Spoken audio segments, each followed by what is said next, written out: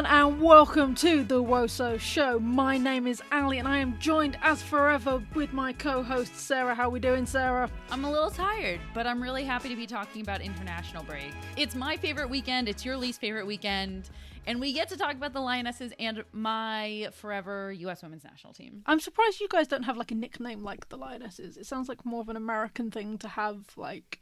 Is it? Yeah, you Americans name your team something stupid all the time.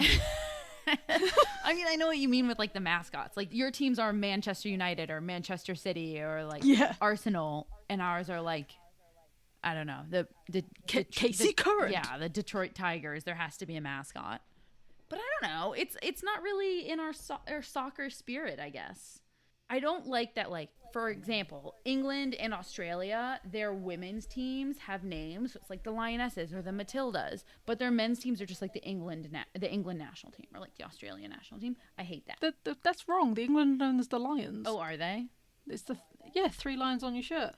Jules, Rimet, still gleaming. I don't really know what the words are that you just said after 3 lines on your shirt. For all British people out there, please educate Sarah on the glory that is the lightning seeds with Skinner and Badil of 3 lines on your shirt. I feel like you just said more words that I don't actually understand. I'm letting my British public explain it to you when this episode goes out. You'll be inundated with videos and everything else, and then you will know. It didn't even sound like English words to me, to be honest. Should we actually talk about some football? Let's talk about it. We're in international break, everybody. This is so exciting because... specifically for the teams over in Europe and the UK, this is not just international break. These are not just friendlies. This is World Cup qualifiers. And the Lionesses took on Northern Macedonia. And this game finished 10-0. So for everybody listening, at the end of the week, we know that there were more games happening on Tuesday. We're discussing the Sunday weekend games in this episode. So Lionesses took on North Macedonia. And it was a goal fest, you know, and we could have predicted it was going to be a goal fest just based on the placings of the team. Last time we played them, it was like 8-0. So it was sort of, I don't want to ever say it's guaranteed because we thought that about Austria and we only beat them 1-0. But Austria is a very different ranking than Northern Macedonia. This thing was never going to be like, are you going to win? It was a, how much are you going to win by and how is the team going to show up? So we did see a bit of a different lineup from the Lionesses than we're used to seeing recently. I love that we're changing up formations a little bit. We saw like a 4-3-3 as opposed to, you know, playing with like a holding 6, which is what Serena Wagman seemed to be trying out before. My takeaway was that the Lionesses are looking pretty tight, like their connections, and they're getting used to playing with each other. And it's looking good. What were some of the positives that you took away watching the England team? I mean, the first thing for me was Hannah Hampton keeping a clean sheet, which is only going to boost her confidence. You know, this is only her second real call up to the England squad, and like to get her cap there. Granted, she wasn't really troubled much. I think North Macedonia had 1 shot on goal the entire game. I agree, but you say that and then you look at the U.S. women's national team game and they conceded against Uzbekistan. So it's really, like you said at the beginning, like it's not a given. So that is a big deal that she kept a clean sheet. Yeah, absolutely. And more importantly for me, you saw her dictate her back line. You know, Millie Bright was captain for this game because Leah Williamson was out because of concussion protocols. But Hannah Hampton was very much on top of her back line. And when, you know, North Macedonia were pressing forward, she was very much giving out the orders to Millie Bright, to Demi Stokes, to make sure that they covered the areas that needed covering. And I thought that was great to see such a young player knowing her role so well. So I think Hannah Hampton for me was a standout, just both in her performance but also her presence amongst the squad. I think it was a great call, and it's really just nice to see Hannah Hampton, who has played so well for club, also shine for country, because that doesn't always translate. You can take a player who's shining at club level, for example, you know, Lynn Williams' journey throughout the women's national team is a kind of a great example of this, of like shining at club and then struggling at international. So the fact that she's been able to translate that is a huge deal, and it's a huge win for the Lionesses too, who were, I think, a little weaker in the depth side when it comes to goalkeepers, and now it's looking really strong. And then another stand-up player for me was Beth Mead. Beth Mead was on fire. I mean, you have to be a stand-up player when you score 4 goals in a game. Yeah. Yeah, she scored 4, but I think there's more about that. Like, so she got the first goal 5 minutes in, absolute beauty of a goal. There was one which was another one of her crots, which was, were you crossing that, Beth Mead, or was you meaning No, that to the go chip in? was. If you're talking about the chip when she chipped the keeper. Yeah, That was for sure intentional, and it was beautiful, and it was just like it was so dirty. It was gorgeous. But the most important part of that is Beth Mead is time and time again going to Wagner and being like, you know, Hege Rees left me out of the Olympics. Hege Rees left me out all of 2021. Don't you make that mistake, because look at what I can do. And she's proving it time and time again. Time and time again, her and Lauren Hemp are running those wings so beautifully, so poetically, and it's fantastic. And then Mead can score. We've seen it, 4 goals, just boom, boom, boom. She's playing fantastically for Arsenal, and she's playing fantastically for country, and she's certainly making her mark, saying, don't you underestimate me. Just because certain players are coming back, do not think you can give my spot away. I couldn't agree more. Weirdly, I feel like two of the most cemented positions on this squad are Hemp and Mead, because they've been giving the starting role, and they're kind of playing in such a way that as a head coach, you have no choice but to leave them in. Because you simply can't take somebody out or not start somebody who is playing like that. And it just makes me so happy every time I see Beth Mead shine on the national team after being left out of the squad and now she's having a fantastic year at Arsenal, and she deserves all of this. I will say, while they are owning the wings, I did think that it was that the England team needs to work on moving down the right side more. It seems like what they want to do is they want to go through Lauren Hemp, have Lauren Hemp cross the ball, and have Ellen White and Beth Mead in the middle to finish, but they need to work on it being the opposite as well. It's very much less so down the right side, and it needs to be both when they play a stronger team. Yeah, for sure. I can definitely see that. My final shout out has to go to Ella Toone. Ella Toone got a hat trick. Again, she's playing a position that she wouldn't normally do, because Kirby would be in that position. And she is showing herself again as a number 10, which it's going to cause problems when Kirby's back and when, you know, these players are back. Because right now, in performance-wise, I'm finding it hard to replace Tooney. I really do. I think, you know, Kirby had a fantastic season, but she's blighted by injury. Whereas Tooney has been consistent for club and country. She's got some of the most assists in the league for Manchester United, and I think she can play that wonderful number 10 role. So don't hate me, Chelsea fans, but I would put her in over Kirby. I don't agree. She has not cemented her position at the number 10. She has not cemented a starting role on this team. Absolutely not. I am not saying that it's Kirby's role. Far from that, because at this point, you know, Kirby's injured. It's more Ella Toone's role than it is Kirby's role. I'm saying that Ella Toone, she played really well in this game, but you look at their previous friendlies, and both her and Stanway were tried out at the number 10, and they both struggled, frankly. They both got lost in the games, and just because she had a good showing this game, for me, does not mean that she is cemented in this lineup. She has many more games that she has to show out, like she just did, and then maybe we can talk about it, but absolutely not for me. She had a good game, period, the end. And I think that the 10 is really that position that is fully up for grabs, which I've said before. No, you have. I very much disagree. I think Tooney has done enough. But I can see you had a standout in Stanway. Yeah, I was going to say, well, speaking of the number 10 and Ella Toone, for me, Georgia Stanway is somebody who's cemented her position on this team, but it's not in a specific position. I just want to shine a light and have everybody who is a Lionesses fan appreciate for a moment how versatile Georgia Stanway is. And that, for me, is why she is such a standout on this team. A team full of people, frankly, who are not versatile at all. You've got very few people on this team who you can put at various different positions. Leah Williamson, can play the center back or the 6, but then you've got Ellen White, who can only play the number 9. You've got Hemp and Mead. They can really only play out wide. Kira Walsh can only play in the center of the field. Lucy Bronze can only play on the right side. Like, there's so little versatility in this team. And you need versatility to win games. You need players like Georgia Stanway and what's seeming to be also Ella Toone. Those two are kind of like the utility players for me. But Georgia Stanway is such a standout no matter where she is, and I think her work rate on the field helps everybody. And for me, she's cemented a role in that starting lineup wherever Serena Wagman wants to put her.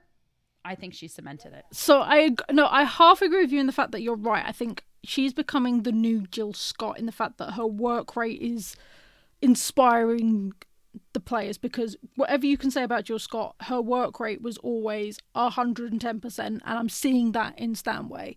However, I feel like Stanway needs to grow up a little bit more.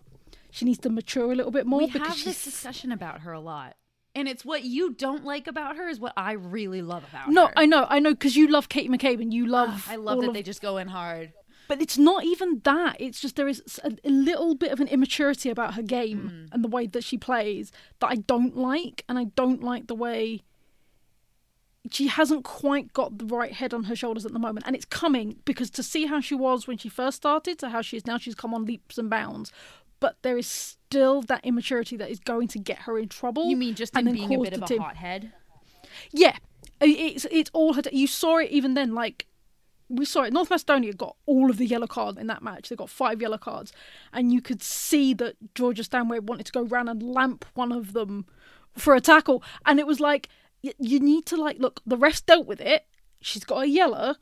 You need to go over there. And you can see, like, Millie Bright sort of, like, pushing her away, being like, this is not the time to do this. Yeah. I see your point, and I raise you in games against teams that aren't Northern Macedonia, in games that will be more physical, like against the Netherlands, for example. They are a strong, fast, physical team. You need players like Georgia Stanway who are not afraid to get stuck in, and that comes with yellow cards sometimes, and it is just about managing that. I completely agree. It can be a liability. I don't think that I don't think it exceeds the point of like her actually becoming a liability. I want to talk about kind of while we're talking positions, one of the negatives for the Lionesses that I took away from this game was what we talk about constantly right now when we talk about the Lionesses in international break, and it is that left outside back position, the one that Lucy Bronze is not filling, for lack of a better word. And that is truly the weak spot of this lineup for me. No matter who is playing there right now, I'm saying that spot is the one that is most up for grabs, and that I assume teams who are playing England are looking at and saying, we're going to go down the right-hand side because their left back is exposed. I do wonder if Wagman started Stokes there as like a veteran presence with Jess Carter at center back next to her. But also, I understand this is World Cup qualifying. This is also Northern Macedonia, and I think that you can afford to maybe put a Jess Carter with like Alex Greenwood, and neither of them are, rookies. They're inexperienced, but they're not rookies, so why not?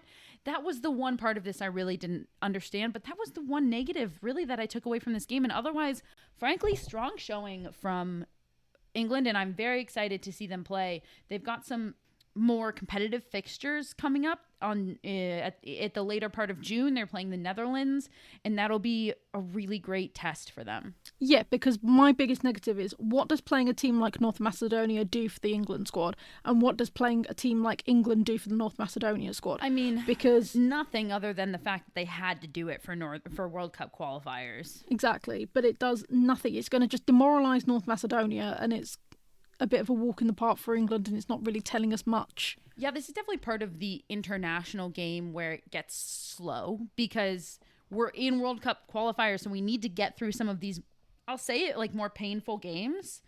And the friendlies that they're playing, hopefully, are the ones that are bringing more competition. And then later on in the year, as we get closer to the World Cup, we'll really see a lot more. But this part of it can be hard. Yeah, no, absolutely. And then my very final point is to boo North Macedonia, because they were clearly wearing men's kit with no names on the back. It's so hard when you see that, and it's so blatantly obvious, and the contrast on the field is so great that it's almost it's just not fair to a team who's got no investment from their federation. Yeah, because you can't help but feel for them, because they gave it their absolute all, but they're wearing kit that is like 2 sizes too big. It doesn't fit properly. It's not got their names on the back, because clearly they've borrowed it from the men's team and they've just been given blank kit.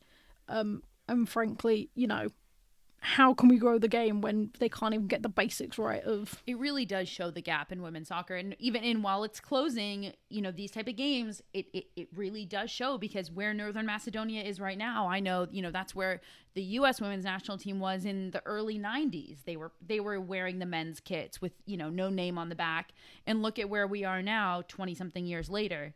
But that's 20-something years later of investment, and that's where Northern Macedonia is now. So there is still a really large gap.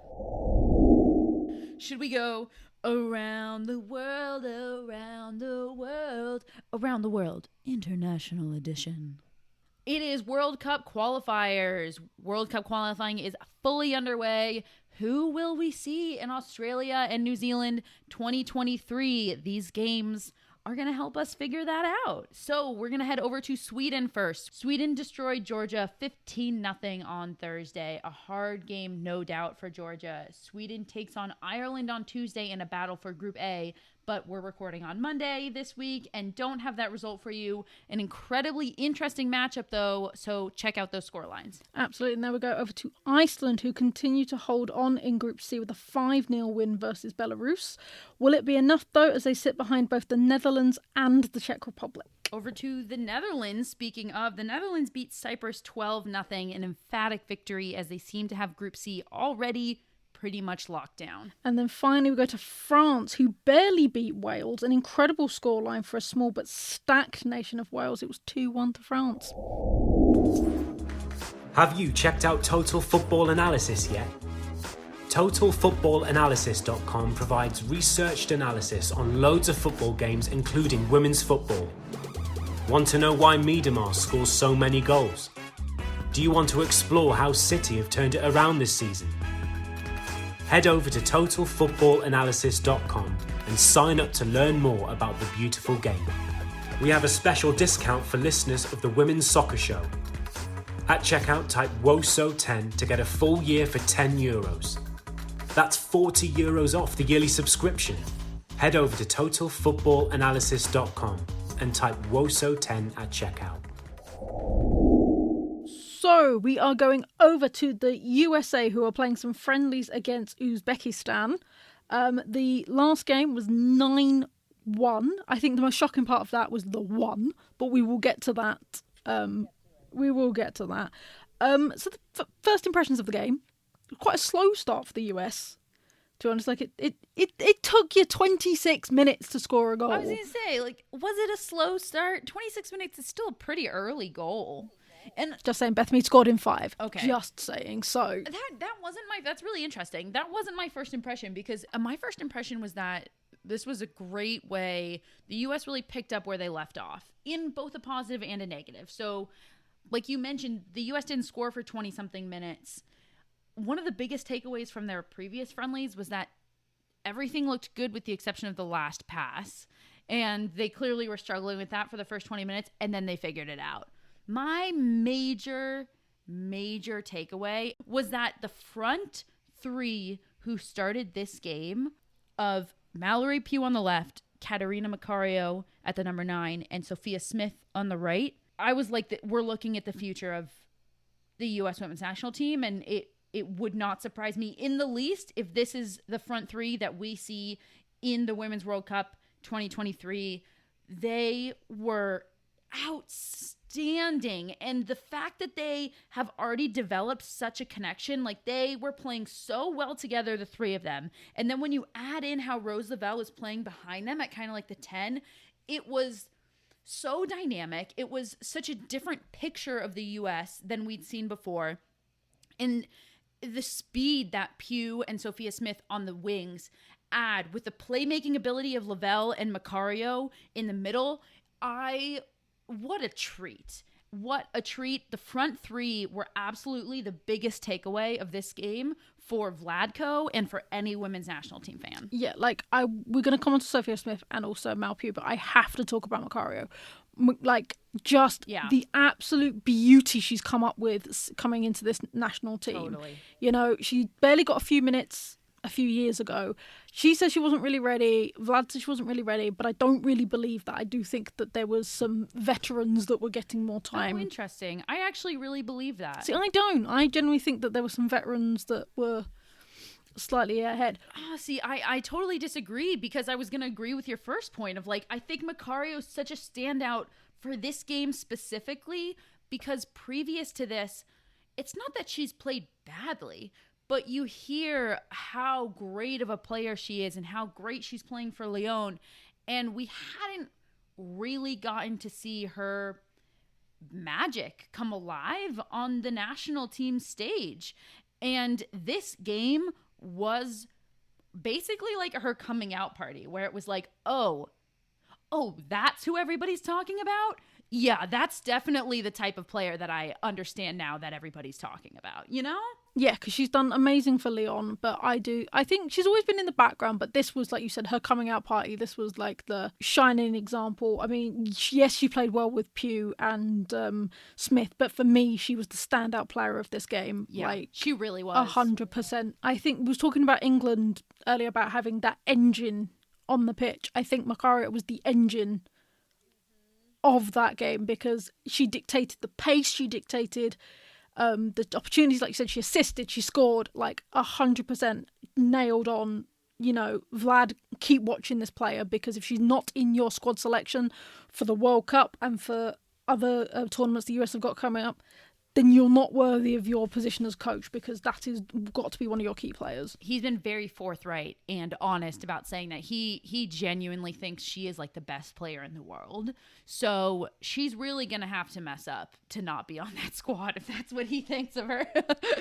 But yeah, I mean, Katarina Macario, we've already talked about Pugh and Smith, but I also want to give them the major props that they deserve in their own light. Sophia Smith, so young, so dominant. Mallory Pugh has had almost like a Beth Mead-esque journey, where she was on the squad, she really was down and out for a while, wasn't playing well, and she has made quite the resurgence. And this new look of having that speed and their one-on-one ability on the outside is so beautiful for the US.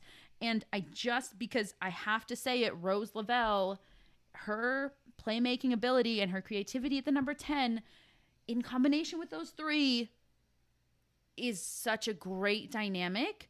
It leads us to wonder, is there room really for these veterans who have fallen down and out from the roster, like a Tobin Heath, like a Megan Rapinoe, like an Alex Morgan? I'm even going to put Kristen Press in there, because even though I think she's in a different category than those other three, is there room for them to break back into the roster? No. In my honest opinion, you don't think any of those four could? No. I think Vlad has got a very good idea of what he wants, and he wants youth players. He's got a few for experience, because we saw O'Hara taking the captain's ban. You have to. It would be idiotic not to. But why would you mess with such a great, like, foreplay in the fact that with Lavelle and Pugh and all that? Why would you mess with that just to put a veteran back in? All right, if they're going to get a significant cap, put them in for like 15 minutes at the end so that they can get that significant cap. But I'm going to be honest, if the US want to go back to the winning ways that they have, they've got to cut all ties of loyalty with their veterans that aren't performing. It's going to be very interesting for me. I think Megan Rapinoe has not played her way in. Tobin Heath hasn't. She's had a really difficult year. But I do think that there's an asterisk next to Alex Morgan and next to Kristen Press. And I'll tell you why. Kristen Press, first of all, I mean, as Casey Stoney has said in the past few weeks, Kristen Press is in a form that we haven't seen her in the past, since, a few years ago. She is in the best form we have really ever seen her. And I think that there is definitely a spot for Kristen Press to be called into a camp. Somebody, I hate to even say this, but like Midge Purse got called into this camp and unfortunately didn't get a lot of minutes in this game and wasn't able to showcase a lot. I hope she can in the next game, because if she can't, that's somebody who Vladko might look at and say, look at how well Kristen Press is playing. Let's drop Midge for a moment and bring in Kristen Press and see how that goes. Purely based on how well Kristen Press is playing in the league. And I put the asterisk next to Alex Morgan for the same reason.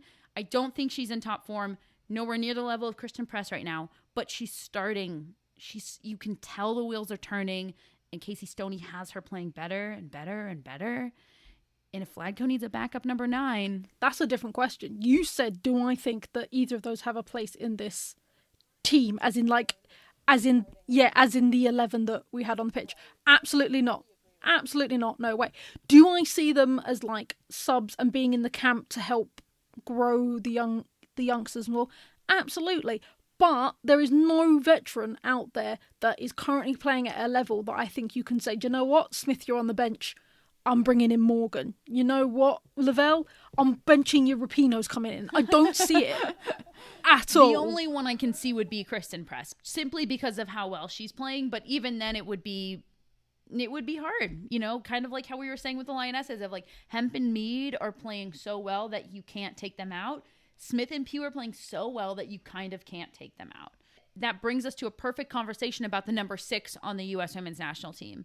This position is one of the ones that is most up in the air, in my opinion.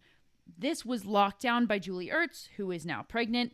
Andy Sullivan has kind of like slid into that role and plays it very differently than Julie Ertz, but very, very well. But I will say I don't think that Andy Sullivan has played well enough to say that this is now her role. We saw Jaylene Howell get subbed in there because Vladko knows he's not very deep at the number 6.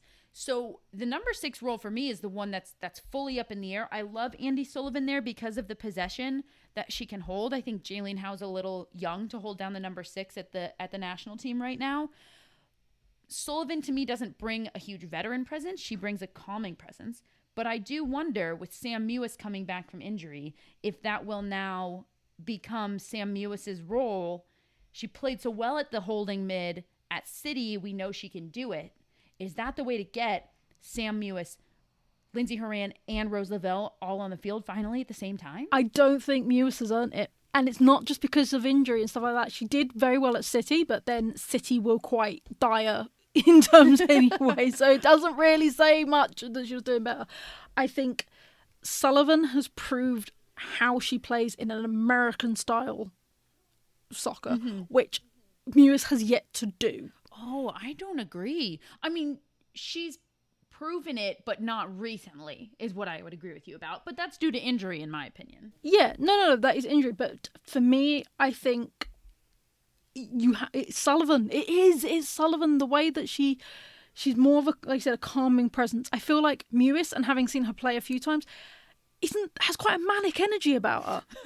she's quite manic. Yeah. When she's on the pitch and stuff like that. And I think if you're going for such a young 3 up front, and Lavelle is quite young as well, if you're having her as your number 10, you can't have a player that is manic in your mid, because if that team is coming at you with a counter and you're trying to stop it and your midfield is being led by someone who's a little bit here, there and everywhere, it's not going to go very well for you. Whereas Sullivan, from what I have seen, and granted it's a lot less than I've seen of Mewis, is very calm, is very, focused. She plays very good possession football, which we've seen for the Spirit and we're seeing now for the US national team. So for me personally, I think Mewis hasn't quite earned it yet. It's the same with Stanway, man. She's got a little bit of an immaturity in the head that needs to be fixed. I totally disagree. I think Sam Mewis has a huge maturity that she brings to the team.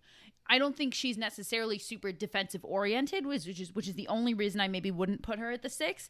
But I think that there's a huge maturity that Sam Mewis brings, and I think everybody on the team massively respects her and the way she plays, and that's really big.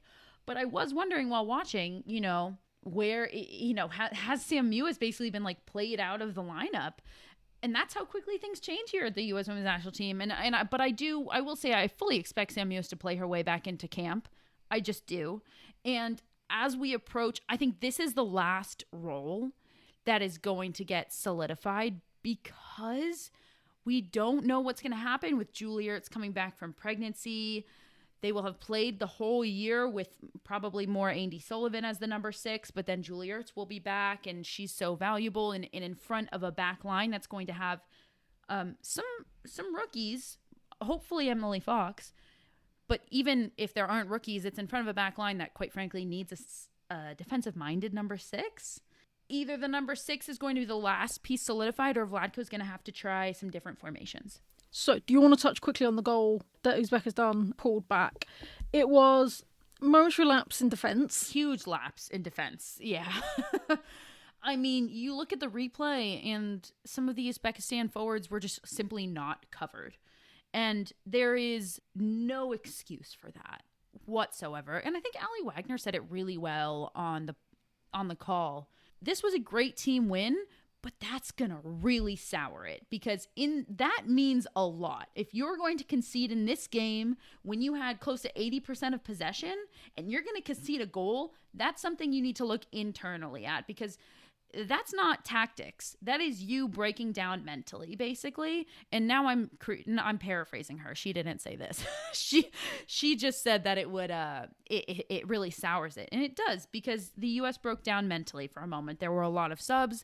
Nobody found their mark, and they fell flat, and then they conceded, and that is enough to, frankly, against a better team, take you out of a game. Yeah, no, absolutely. And I'm just looking now at the ranking. Uzbekistan are currently 43rd in the world, and you guys are way, way up there. So it can't happen. Yeah. And, speaking of that, people were kind of complaining about how their U.S. is playing Uzbekistan. Oh, it's such a boring game. I don't want to watch. First of all, shame on mainstream media, because the U.S. was playing Uzbekistan, it wasn't covered as much. And this narrative needs to change. Like, the narrative among the fans needs to change, and the narrative among the mainstream media needs to change. Fans, go support your team. I don't care who they're playing. Period. The end.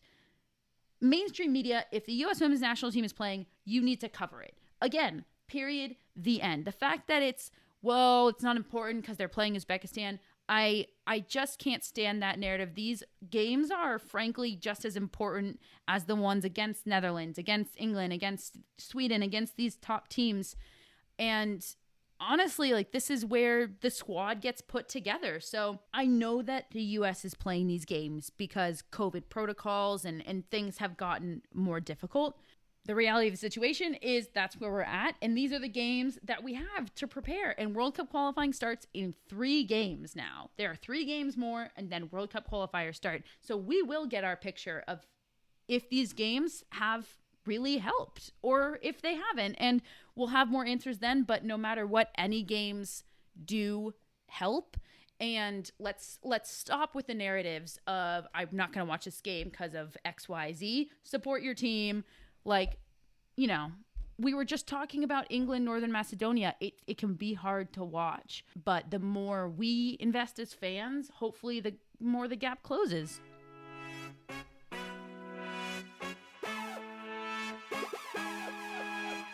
All right. Well, we've had a ton of fun over international break, and we've got quite a bit coming back to the leagues. The WSL is going to go quickly the moment we get back in a week. And the NWSL is just kicking off, baby. So yeah, no, absolutely. Next week we're going to cover the FA Cup semi-finals, because they will have happened, and we will have our finalists, and that's going to be really exciting to see who's going to be. So there's so much coming up that we're going to cover. Happy international break, Allie. Happy international break, Sarah. Thanks, everybody, for the Women's Soccer Show. I've been Sarah. And I've been Allie. Bye. Good night.